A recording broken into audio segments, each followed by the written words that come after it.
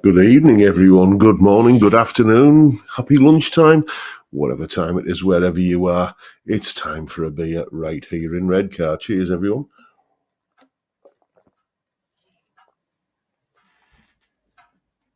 Oh, dear me. Back on the Carlsberg export this week. Yes, it's becoming my regular tipple these days, isn't it? Apologies, I'm incorrectly dressed. I haven't got my Fatacasters t-shirt on yet again. It is in the laundry. It's the laundry schedule in this house doesn't always take into account the my need for a particular t-shirt on a particular day. I do apologise, but there you go. There we have it. I'll try and do better next time. Let's just move this camera down a little. There we go. It makes me look not quite so much of a midget there, doesn't it? Anyway, a couple of things I want to talk to you about tonight. One of which is a bit of a warning about a potential scam that we nearly fell victim to this very day today. So I'll fill you in on the details of that as we go through. But first of all, in the time-honoured tradition, let's have a look and see who was in and who was teacher's pet first through the door. Oh, David James, I think that might be a first for you, wasn't it? First through the door. And then we got Boulder 64, then Rent to Kill in the bronze medal position. Then we've got Anton, Terry Day, Tom Clark, Cylon Hybrid, Mark Kerno, Auto Geddon 1. Oh, I'm sorry to hear that, mate. Celebrating being made redundant with a cold beer and a guitar. Job hunting starts next week after the hangover. Well, good luck with that, mate. And I've only ever been made redundant once in my life, and it was when I was young and footloose and fancy-free, and I was made redundant from a job that I hated. So I kind of danced out of the door, if I'm honest with you, but I know that's not the accepted reaction. Best of luck with the job hunting, mate. Then we've got Peter S., Dave Fiendish. Dave Fiendish watching from the Lemmy statue unveiling. Cheers one and all, Motorhead-tastic. Yes, the Lemster. Yes, the legend that he was. We've got Stephen Polk, Francis Chambers, theme tunes. Johnny Random is in, and so is Peter Nicholson, Francis Chambers, and Peter Collins. Who else have we got? Stephen Hedger, who says, feeling like a couple of beers will hit the spot tonight, been having Prince Fest today. Purple Rain on a vintage-style overdriven Strat. What could be better? What could be better indeed? We've got Dave Snack Stevens, who's off to the tap room, so he shall be back with a beer. Nice. Dave, he's got this this pub that occasionally opens basically at the end of his drive, which is, dear me, it's a good job it only occasionally opens, isn't it, mate? Pub at the end of my drive, dear me, that could get messy. Then we got Frank Bolam, Paul Trainer is in, so is John Ross, Ben Allmark, and we got Chris Otterwell. What are you saying there, Dave? Went to see the awesome Toby Lee last night. What a talent. If you get a chance to see him, go and be impressed. My wife said he's 21 and he's going to be the next Gary Moore. Okay, well, that piqued my interest. You only have to drop that name, Gary Moore, into a conversation, and it's like when you say the word biscuit or sausage anywhere within earshot of the dog. It's like, okay, yes, what?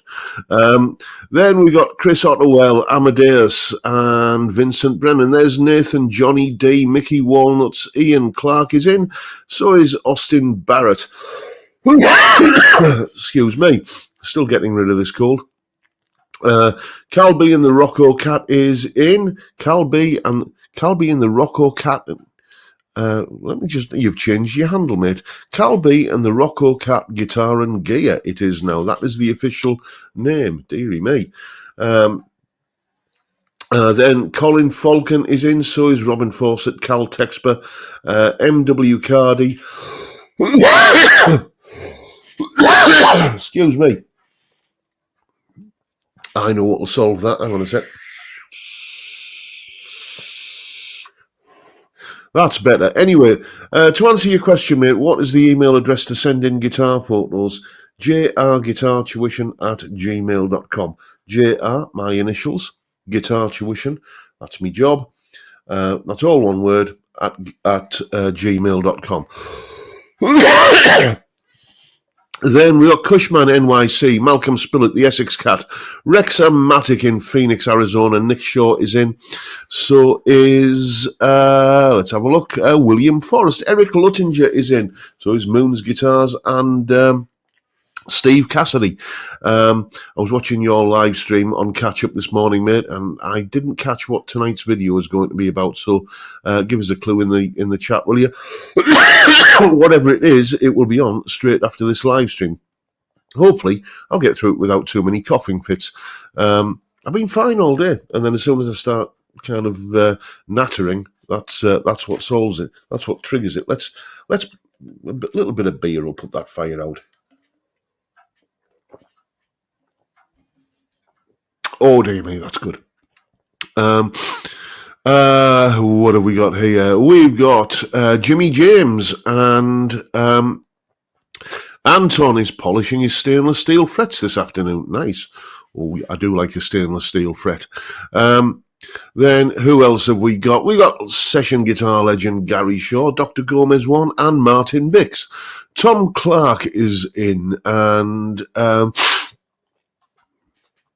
Paul Trainer, thank you so much, mate.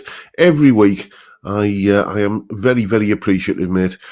Much appreciated. You are a gentleman, sir. There's Paul Wheel is in, so he's searching for tone. Ray Angel, Pablo Hank, Steve Muskie. Nice to see you, Muskie. Been a long time no see. We got Ravensmead and Jeff Rock, Jeff Benner, and anyone else. So we got Mark Fay there, John Channing, and Jeff Crouch is in. Nice to see you, mate. Yes. Echoes of the Fast Show there, Anton, indeed. Yes, Bob Fleming. I remember him well. Robert Forsyth is in, so is Grumpy Horse, Peter Hall, and lots of references to Bob Fleming. Yes, it dates you, doesn't it, if you remember the Fast Show and the characters on that. It's 30 years ago that was on. Dear me, that's some time. And apparently Johnny Depp was a massive fan. So there you go. Right, that's the roll call over. With apologies if I missed your name out there, blame it on the coughing. Let's tell you what's coming up on the channel this week. On Sunday, we have a celebration of a pair of guitars which were very, very kindly sent to me by a chap called Jim. You know the guitars. You've seen them individually on the channel many, many times. Vintage V75 reissued series, basically a lovely Laguna Blue Telecaster, or if you're talking in Fender colours, it's Sonic Blue, and then a matching vintage V6 reissued, which is basically a Strata-like in the same colour. And Jim just sent me these two guitars because he's a gentleman and a scholar, and he likes what I do on YouTube, and he just sent me them as presents. What an absolutely mind-blowingly generous gesture, Jim. Thank you so much. As I say, you've seen these guitars individually on the channel many times, but you've never seen them together in the same video, I think. Anyway, if they have briefly appeared in the same video, they are certainly going to be hogging the limelight on Sunday, because Sunday's video is a celebration of both of those guitars. Then on Monday, you know what I'm doing on Mondays at the moment. It's alternating between melodic rock one week and blues the next.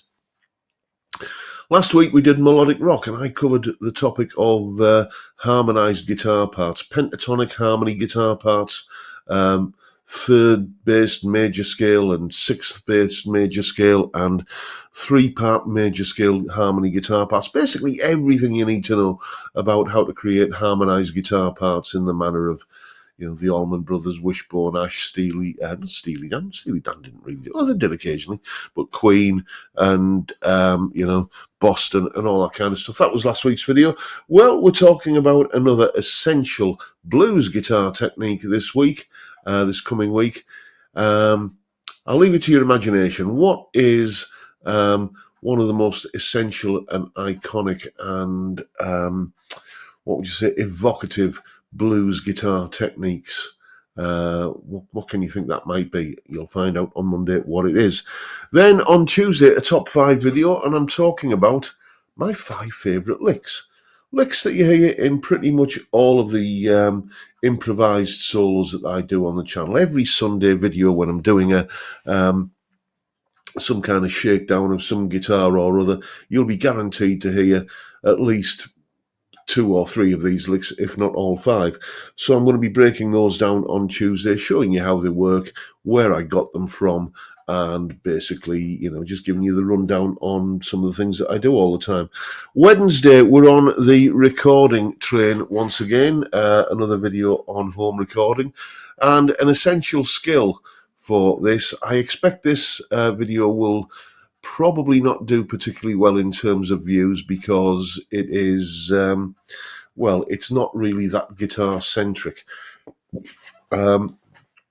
It's all about MIDI programming. If you want to play or have, you know, any kind of MIDI instruments, you know, basically any kind of instrument that isn't a guitar or a bass, anything that you don't pick up and play, you want keyboards or anything like that on your home recording project, you're going to need to know at least a little bit about MIDI programming, and that's what we're talking about on Wednesday.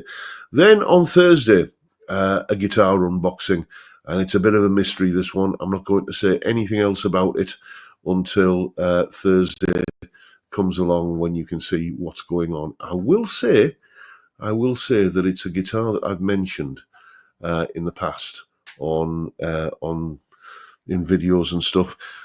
Just spoiler alert, it is not my custom build Agrajag. That one isn't anywhere near here yet. I don't know what the state of play is with that currently. I heard from James a couple of weeks ago where he was saying it was his I think his next on the bench to do.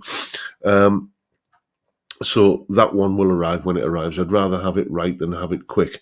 But yes, a mystery guitar that I've mentioned on the channel in the past. Well, I'll be unboxing it on Thursday, and that is what's coming up on the channel this week. Excuse me, chaps. I'm just going to wet my whistle.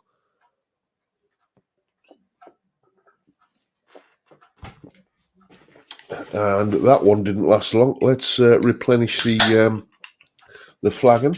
You're all going to type flake now, I know you are. But I can tell you that this is going to be a perfect pour, and you can't prove otherwise. But in all seriousness, this tankard with having the stainless steel liner does tend to make for a better or less catastrophic foamy head than pouring it into a glass. Galaxy Ripple, I see where you're coming from there. Yes, the alternative flake. Let's have a look, see what else we've got. Vincent Brennan, you got it in one there, mate. I don't know if anybody else said that before you, but the essential blues guitar technique. I've done videos on the basics of slide before, and but it's been a while, so what goes around comes around. Time to do it again. That's Monday's video. Let's have a look. Peter Hall saying, I had a V6, great but really heavy. Mine isn't, thankfully, but, you know, that's just part of the normal variance, isn't it?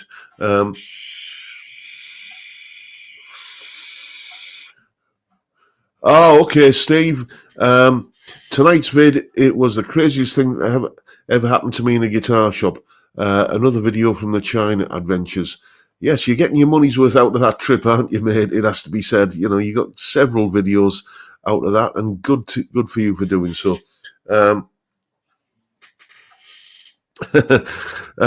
Well, Dr. Gomez, one, you better go and do it then, because gentlemen of a certain age can't put these things off, can they?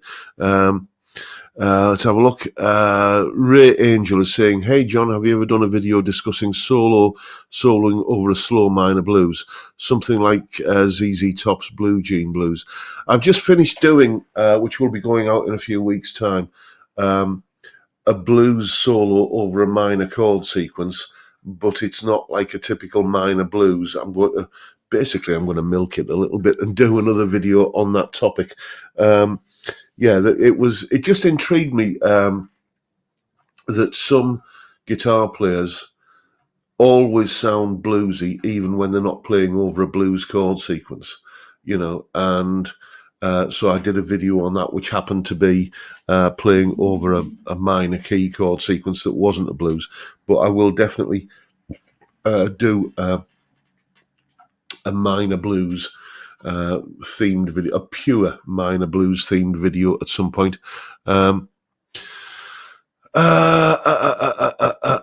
Mark Fee is saying, anyone else beside me got a problem with buying Chinese-made guitars? I don't, but,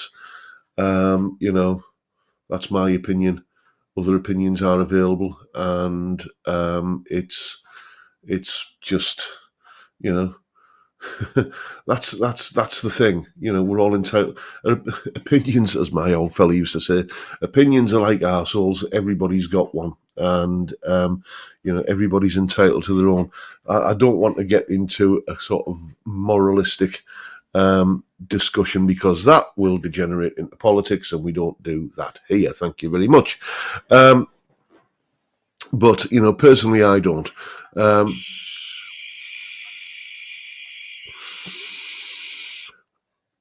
Let's have a look.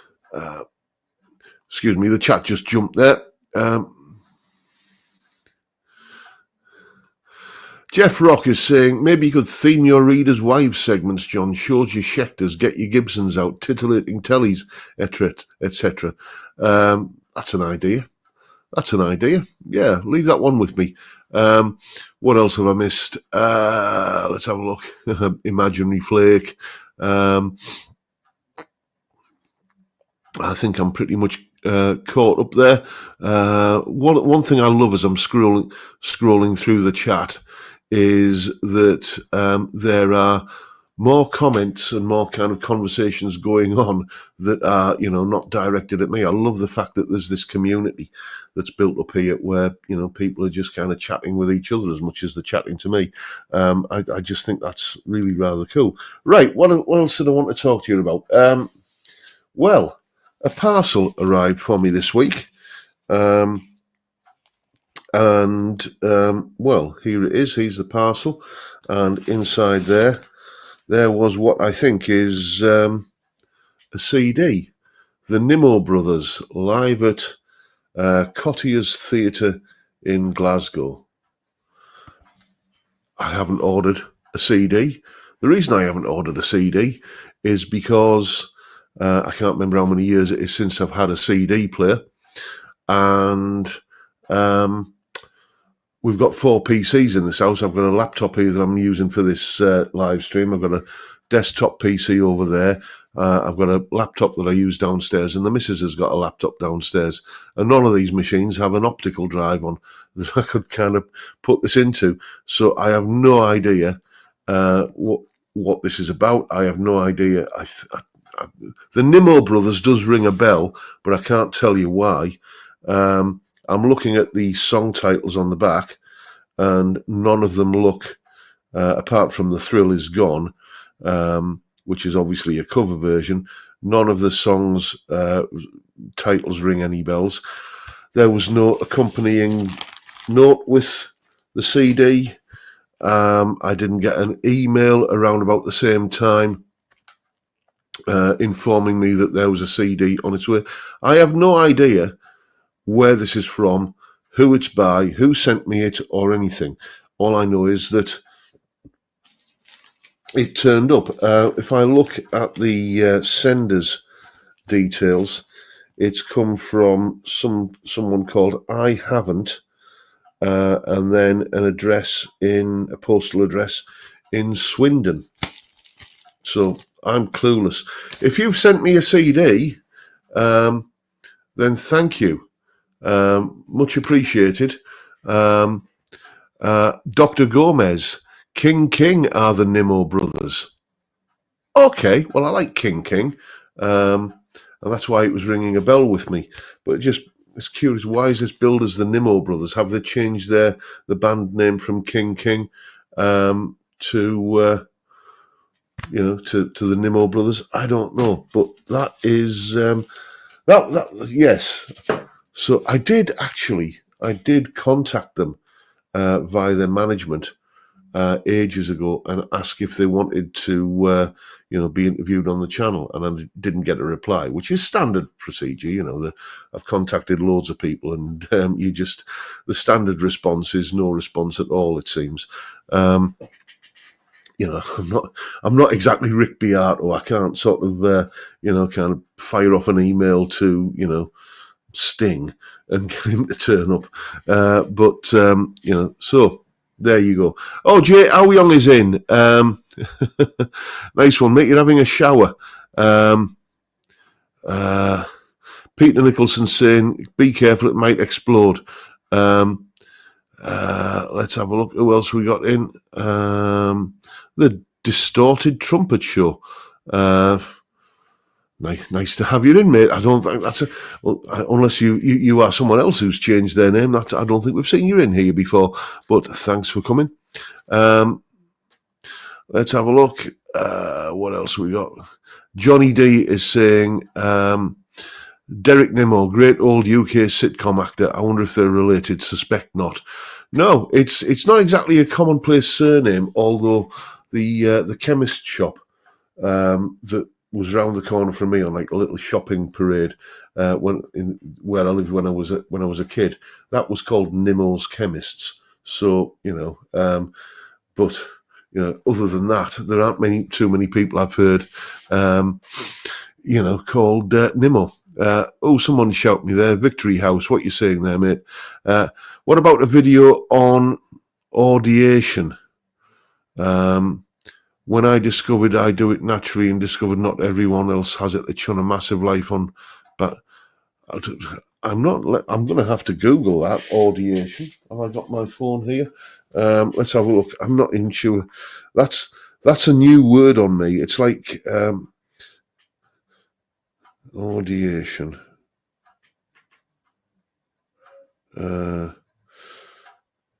Audiation is the mental process of hearing and understanding music even in the absence of a physical sound. It is essentially the ability to hear music in one's mind. This skill is critical for musicians and often seen as a foundation of musical understanding. I didn't know that word existed.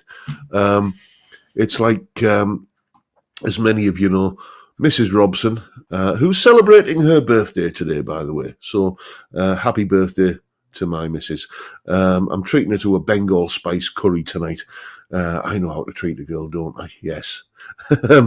So yes, but her brother, they're both Canadian, basically. When he first came over to the UK, we were having a meal, and for dessert there were profiteroles, and I offered him a profiterole. And he looked at me like I was speaking, in tongues, basically, because they don't have profiteroles in Canada. Or if they do, they don't call them that. And so, yeah, audiation is to me what profiteroles were to my brother-in-law. I had no idea that the word existed, but now I know what it is. Basically, being able to hear music in your head. Well, I suppose I've always been able to do that, and it's, I don't think it's a particularly special skill. Even the builders on the scaffolding, kind of round the corner that are tarting up the local fish and chip shop, you hear them kind of singing and whistling away, happy in their work, and you don't do that unless you can hear what it is, and unless you've got that internal music in your head for it to kind of burst forth as either a vocal or a whistle, I suppose. So there you go. Ian Clark saying candles on the naan bread, indeed. Where are we? Let's have a look, see what I've missed. Triple X Paps is saying King was a fantastic album by the Red Devils, who seem to be super underrated. I recommend it to anyone who likes the blues. You feel like you're drinking beer in a roadhouse while listening. That sounds like my kind of music, mate. Victory House is saying many of my musicians don't have it. There must be some of your students that may not. it's one of those things that I've never. It's a topic I've never broached, because it's like you, mate. It's like you assume that you're a pretty normal kind of regular run of the mill sort of person, and you know that you don't have any particular superpowers or super perception. So you just assume that, you know, well, if it's normal for me, then it's normal for everyone. I certainly haven't had any experience of people saying that they can't, imagine the music in their head. So, yeah, it'd be an interesting topic to do in a video. I might have to do some kind of poll or something, a poll of my students and a poll of you good folks on YouTube to see, exactly, what the lowdown on it is.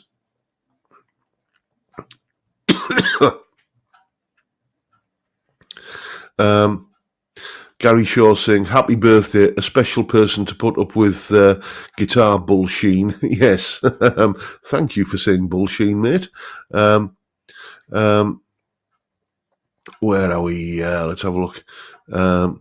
Steve Cassidy's saying, we get fritter rolls from the chippy in Scotland. Pro fritter rolls are more upmarket. I see. It wasn't until I got to the end of that sentence that I saw what you were going on about, mate. Yes. So there you go. Let's have a wee swally.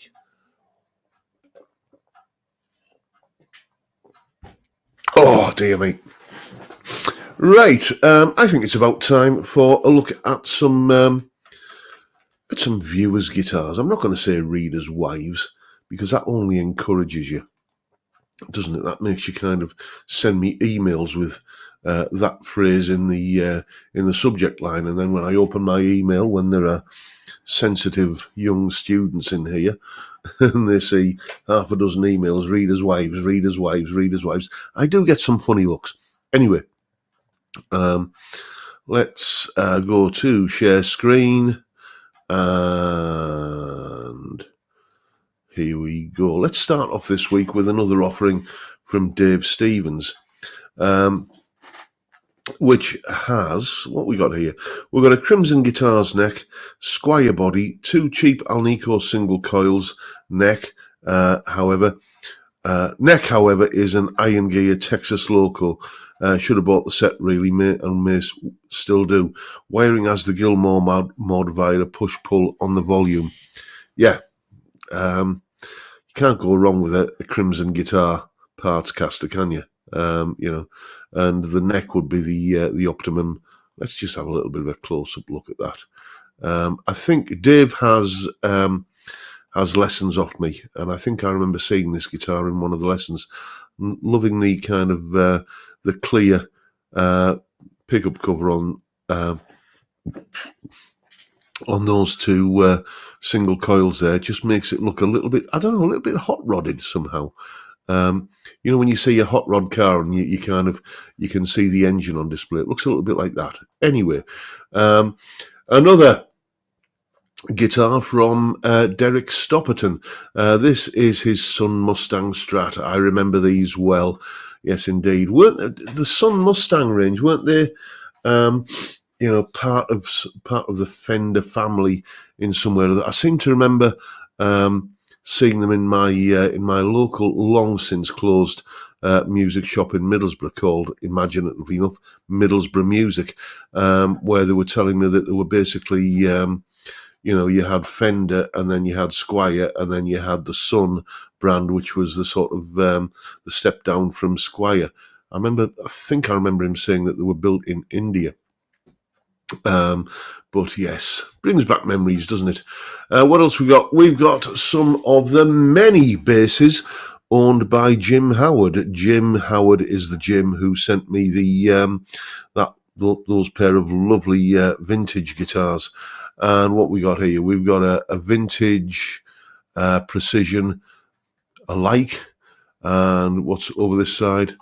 That looks very much like an SX jazz bass copy, and then in the middle we've got a Burns. I'm not too au fait with Burns model names, but can we zoom in? No, it just says handcrafted by Burns, that I think there.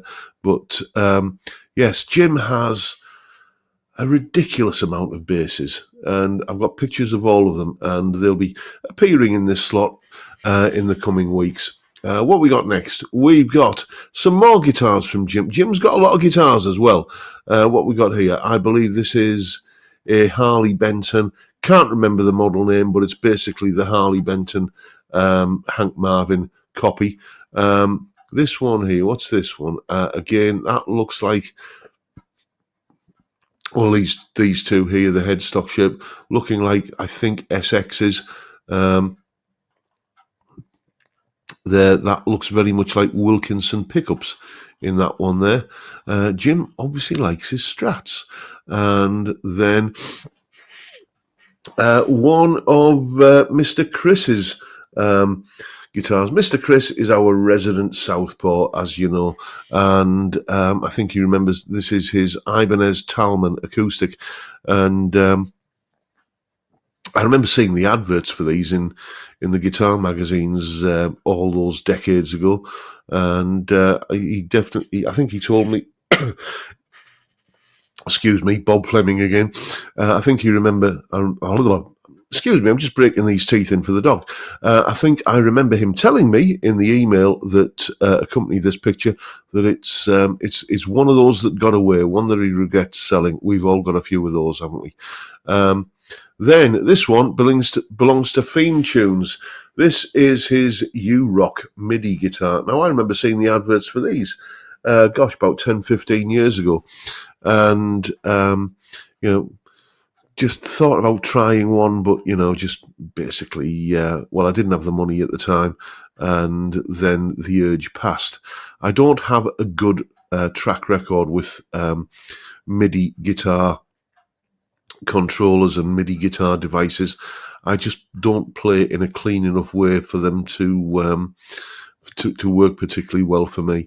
But Mr. Fiend Tunes did indeed send me a little demo of some music that he recorded with this, and I got to tell you, the sounds are pretty good.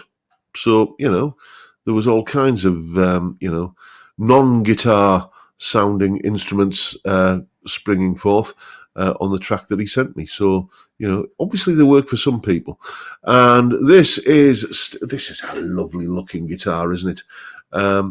This is Stephen Hedges' PRS Tremonti with a set of pickups that Mark Tremonti would never go anywhere near. I suspect P90s. That's a little bit too what we got in here.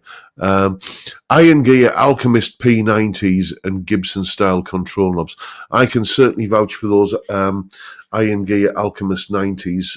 They were in the that sort of jangly, spangly kind of Harley Benton Fusion T that Mr. Balder loaned me a little while ago.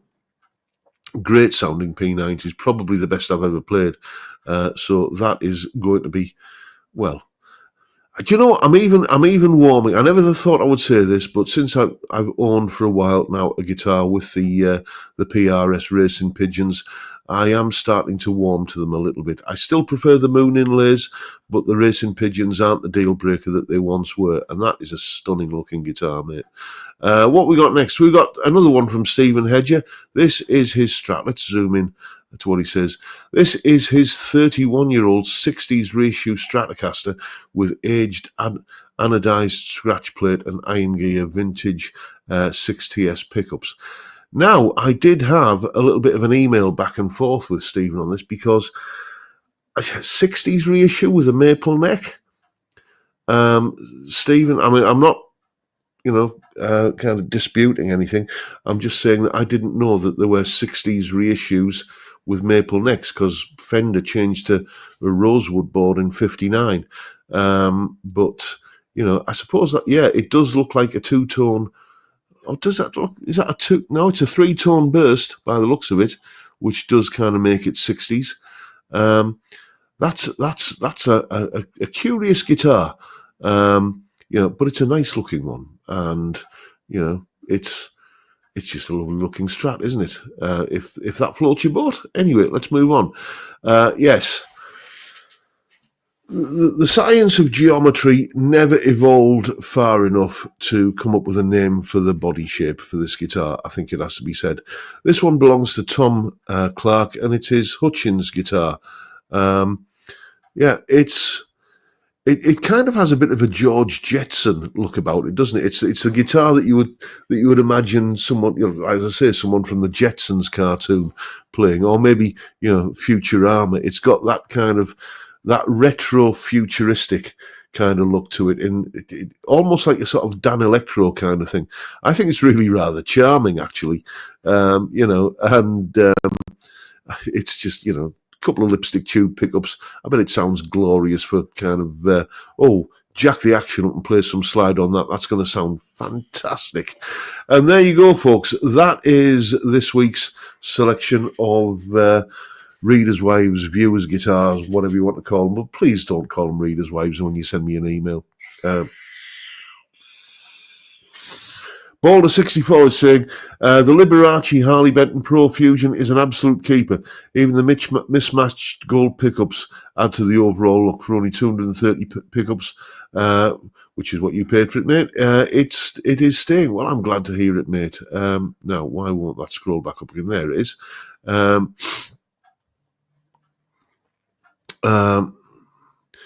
Let's have a wee look. Ian Clark saying, Les Dawson lives, indeed. Yes, I sometimes sound like him on the guitar as well.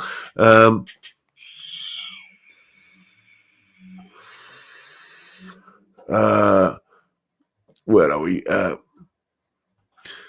Robert Forsyth is saying, John, do you have a favourite curry? Mine is chicken gel. I think you mean chicken jalfrezi.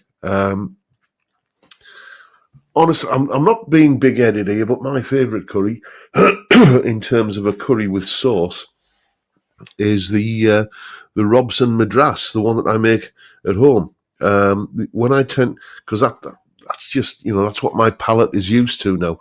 When I go for a curry house curry, for an Indian restaurant curry, I always try and get something that I can't cook myself at home. So it has to be something more tandoori related. Which for non-Indian cuisine geeks like me, a tandoori curry is one where it's cooked in a particular type of oven that achieves a much higher temperature than you can get in a domestic oven. It's kind of almost like a barbecued kind of thing, but not quite.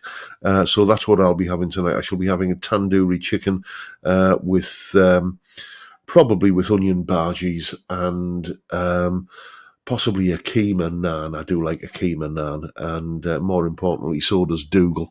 So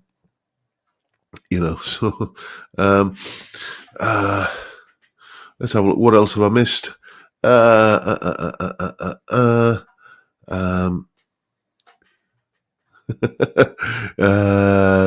have a look. Calby and the Rocco Cat saying they're shuffling to centre stage. Right now they're naked. Yes, readers' wives. Thank you very much, mate.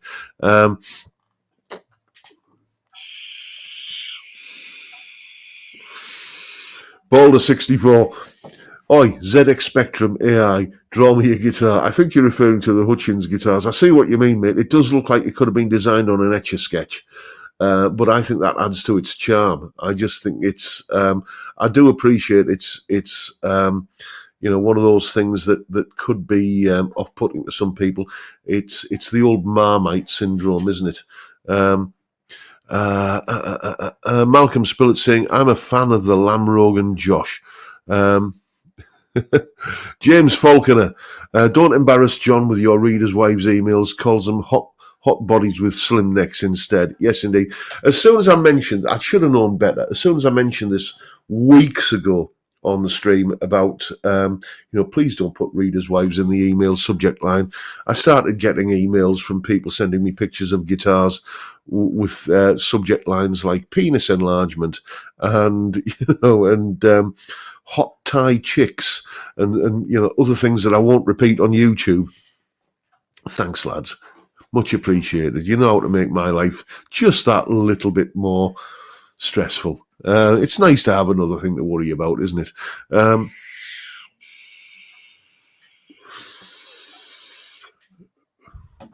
Let's have a look.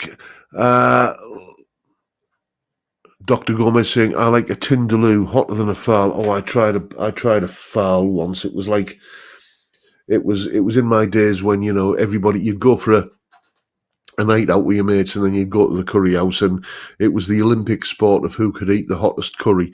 And I went for the gold medal one night and ordered a chicken Bangala fowl. Oh dear me, I regretted that. Let's just say you need to put the toilet roll in the freezer beforehand, and I will leave the rest to your imagination. Anyway, shall we have a listen to this week's Viewer's Tale? By the way, if you have any pictures of guitars, I'll just mention this again. You know, excuse me, Bob Fleming again. You have any guitar pictures, jrguitartuition@gmail.com. That's where to send them to. And, you know, and I am running, the stock is running a little bit low at the moment. So just get a few sent in, and, you know, and they will appear on the show. And same email address if you're sending me any viewers' tales. Viewers' tales. Let's talk about the criteria for that. As long as it's got a grain of truth. Feel free to gild the lily, to embellish it for comedic or dramatic purposes if you so wish. But as long as it's basically true, send me your encounters with the good and the great and the good, the famous, the rock star. Have you met a rock star who was an absolute gentleman? Have you met a rock star who was an absolute arsehole? Then let me know. Send it all along to jrguitartuition@gmail.com.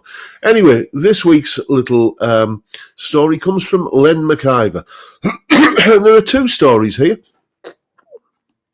As he says, two non-stories for you. During the late 1970s, while I still lived in Oban, that's up in Scotland, my mother ran a crafty type shop. Materials, wool, that sort of thing. Oban is not far from Campbelltown and Rancho McCartney. Anyway, one day she had a visit from the said McCartneys. Linda's interest rather than Paul's. Apart from the total absence of airs and graces, she was impressed by how polite and well-mannered their kids were. That's nice to know. Fast forward to the mid-90s, and having moved to Kendal, my wife and I had returned to Auburn for a visit.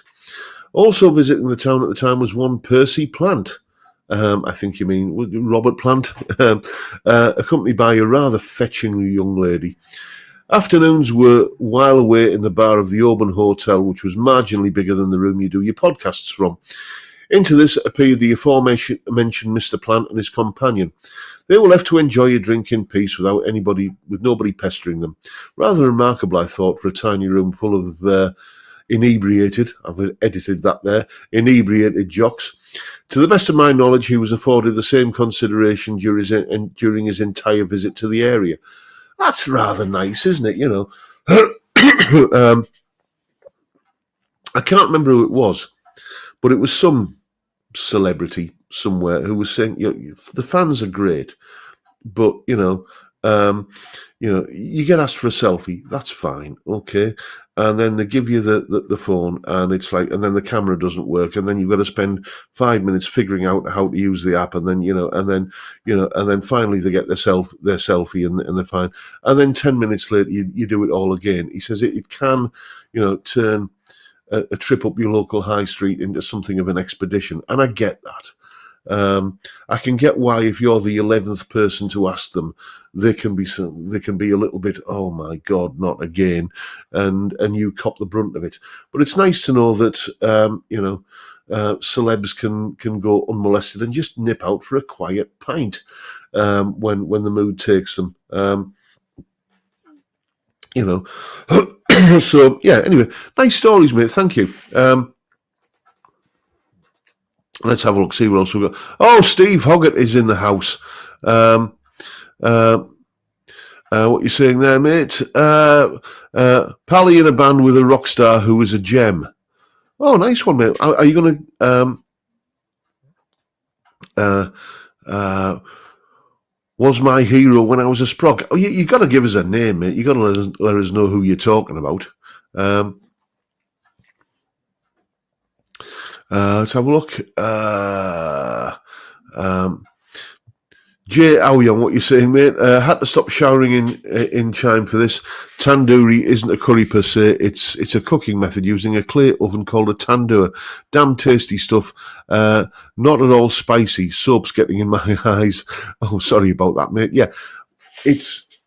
I get what you're saying. I do remember hearing at some point that the word curry is a translation for the word sauce, and tandoori tends to be a dry dish without sauce, but it all kind of gets lumped in. It's a little bit like, and this is me getting on one of my hobby horses, where people talk about classical music, and then they talk about Paganini and Bach and Vivaldi. Well, Paganini, Bach, and Vivaldi weren't classical composers. They were Baroque composers. Okay? The Baroque period led to the classical period, which led to the Romantic period. Okay? So it's in the same way as, all of that music tends to get lumped as classical music. Then, tandoori tends to get lumped in with the word curry. But I do take your point, mate. It's like I had a bit of a stint working behind the bar in a pub that my mate briefly owned, and there was an old chap in the village, Ken, he was called. Great guy. He could drink. He was 94 years old, and he could drink any of us under the table. Dear me. When Ken found out that I was a guitar teacher and played guitar, he was, oh, you're a pop musician then, Well, not really, Ken, and I tried explaining the difference between pop music and rock music and blues and everything, but I could tell it was falling on stony ground. But you know how people kind of do take those terms and apply them across an entire range of things which aren't necessarily applicable. Anyway, how did we get onto that? Carl B is saying, kind of like metal these days with all of its derivations. Yeah, now that's an interesting one because the term metal has vastly changed over the years. I remember in the 80s, Thin Lizzy were described as a heavy metal band.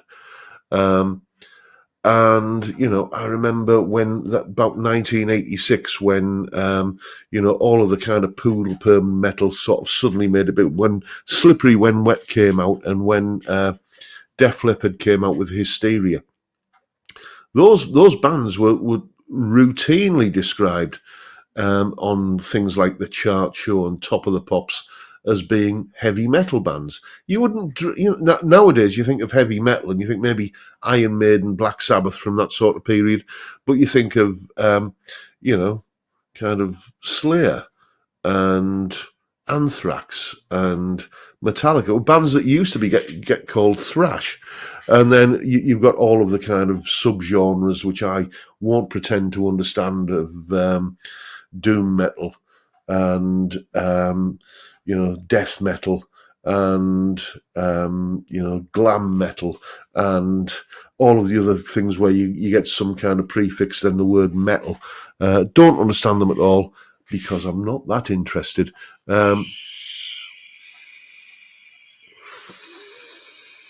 Let's have a look. See what I'm missing. Rent to Kill is saying, I remember getting a curry at work once with Vindaloo. All I can remember was my workmates were laughing as I was pouring with sweat. Yes, Vindaloo, you do need, to eat a Vindaloo successfully, you do need to have anaesthetised your taste buds somewhat in advance, I find.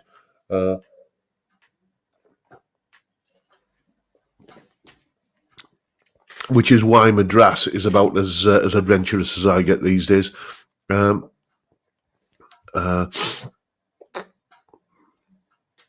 Steve Cassidy, Christian emo prog gentcore is my favourite. Yeah, I'm aware of the fact that there is a genre of music called gent, and people say that it's an alliterative term that describes the sound of the riffs in that genre of music, but I would struggle to identify it upon hearing it. And you know what? I'm done. I'm done. I'm not apologising for it, for the fact that I'm a 58-year-old bloke who doesn't understand, the kind of cutting edge of popular culture. I like AC/DC. I like Bad Company.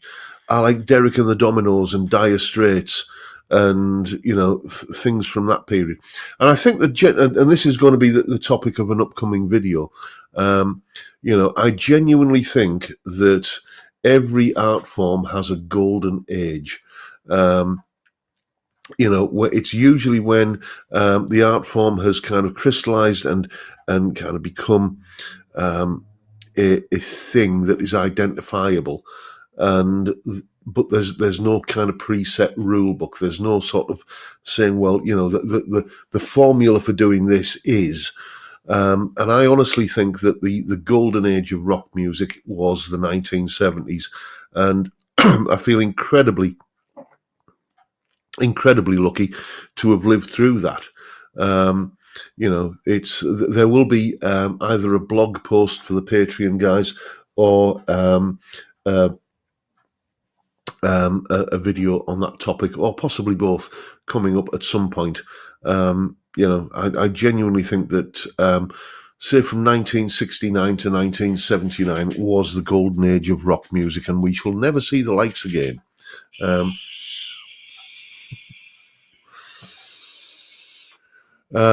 Khan is asking, which years were the golden age of blues rock, according to your opinion, John? Well, once again, the 70s, because that was, rock was emerging from blues. Even, even Black Sabbath, sort of the proto metal band, they kind of began as a blues jam band, didn't they? Called Earth, and Stone the Crows and Humble Pie, and all of those great blues. The Stones in that early to mid 70s period. The iconic album is Exile on Main Street. I find me a better blues rock album than that.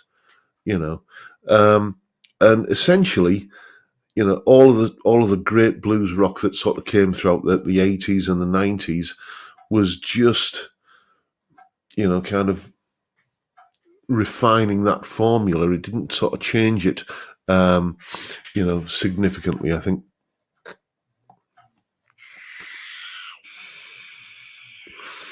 Right, what else have I missed? Cal B is saying, I have too many years behind me to bother with a lot of the new stuff that you just can't cut it. This is the danger when you get to a certain vintage, when you have, as my doctor says, collected as many birthdays as you have. You do get to a point where, you've got this vast kind of hinterland of music that you can retreat into. And my only worry is that sometimes I'm going to miss, some kind of great new innovation. And I probably have done, because, everybody's talking about the likes of, you speak to someone in their 20s, late 20s or early 30s about guitar music, and they'll bang on about, people like Matthias Asato and, Tosin Abasi and guys like this.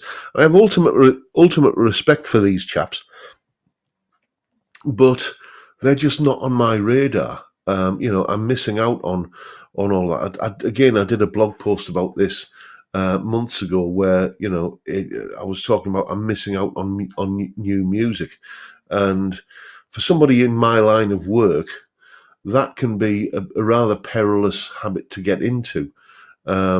Fortunately, I have, kind of younger students coming to me all the time who are saying, yeah, can we learn this song? Can we learn that song? Have you heard this guy? Have you heard that guy? And I do get my ears opened to it a little bit like that.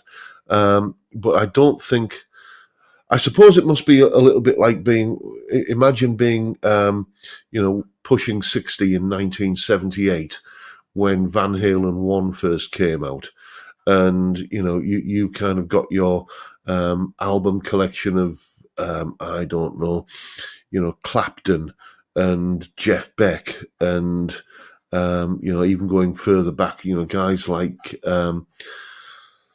who else? People like Link Ray and the Shadows and stuff, and then along comes this innovator like Eddie Van Halen, and I wonder how many people of like sort of mid to late 50s vintage were listening to Van Halen in 1978.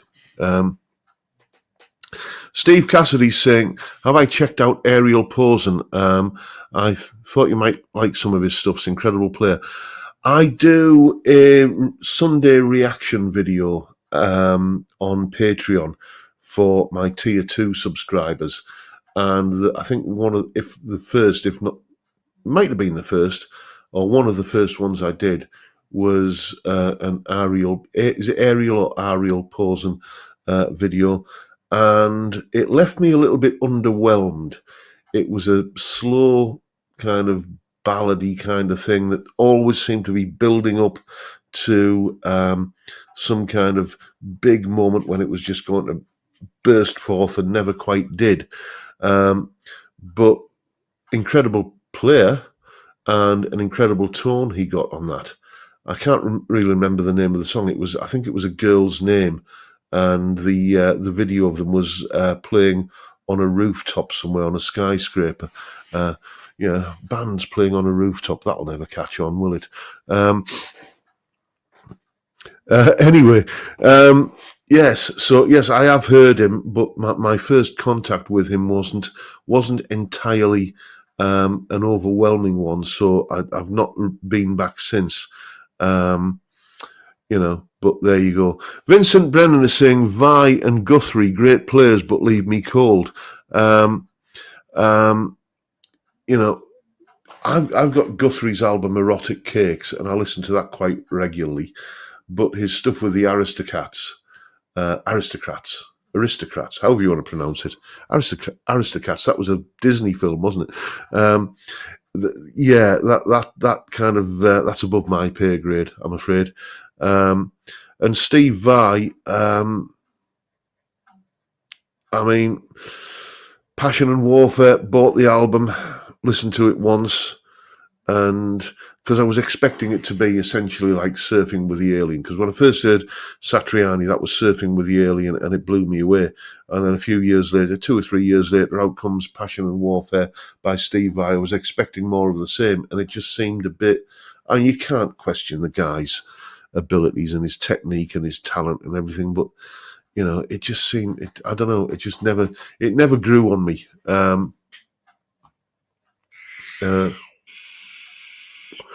Who's saying have I seen Michael Parcel is saying, have you seen the film A Complete Unknown? I haven't, but I've heard nothing but good things about it. Other than the people who were saying that, like, oh, well, that's historically inaccurate, that scene there. But you get that in all biopic movies, I suppose. Let's see what else we've got. Steve Cassidy saying, yeah, that's why I went with some of his stuff. He does have some stuff that's a bit twee. Well, maybe I shall have to check him out some more. Anyway, chaps, we're coming up to the dying seconds, literally the dying seconds of the game, and I've got a curry to go and order, so I'll love you and leave you. Thank you once again for turning up and watching a fat, bald northern lad talk absolute bollocks for an hour. It's been a blast, and I'll keep on doing it till you're sick of me. But for now, time, gentlemen, please.